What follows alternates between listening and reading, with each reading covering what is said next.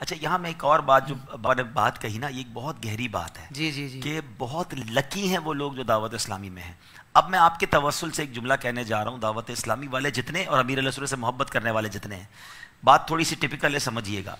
ہر تنظیم کا ایک گولڈن ایرا آتا ہے، ایک سنہرا دور آتا ہے. دعوت اسلامی اللہ کی رحمت سے اس وقت اپنے اس سنہرے دور سے گزر رہی ہے. زندہ باد. امیر اہل سنت موجود ہیں.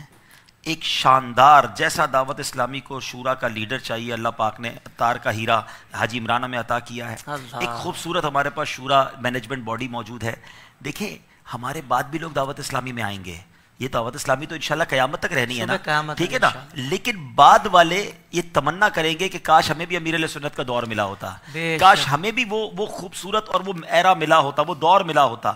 یعنی یہ جو وقت ہے نا دعوت اسلامی میں جو لوگ ساتھ ہیں، آپ دعوت یعنی مثال کے طور پہ دعوت اسلامی کا بھی عروج ہے اور آپ بھی جوانی میں ہیں یا آپ بھی صحت میں ہیں. مثال کے طور پہ ابھی دودھ پیتے بچے ہوں گے، 5-7 سال کے بچے ہیں، وہ جب بڑے ہوں گے تو شاید یہ تمام چیزیں انہیں نہ ملیں. یا کئی ایسے لوگ ہیں جو بوڑھے ہیں اس وقت، 60-70-75 سال کے، کئی ایسے بزرگ ملتے ہیں جو کہتے ہیں کاش ہمیں جوانی میں دعوت اسلامی ملی ہوتی. تو جس کو صحت اور جوانی میں دعوت اسلامی ملی ہوئی ہے نا، اور امیر اہل سنت کی صحبت ملی ہوئی ہے، ان سے برکتیں لوٹ لیں. کیونکہ آج لوگ حسرت کرتے ہیں کہ کاش اعلیٰ حضرت کا دور ملتا، کاش ہمیں بھی فلاں بزرگ کا دور ملتا.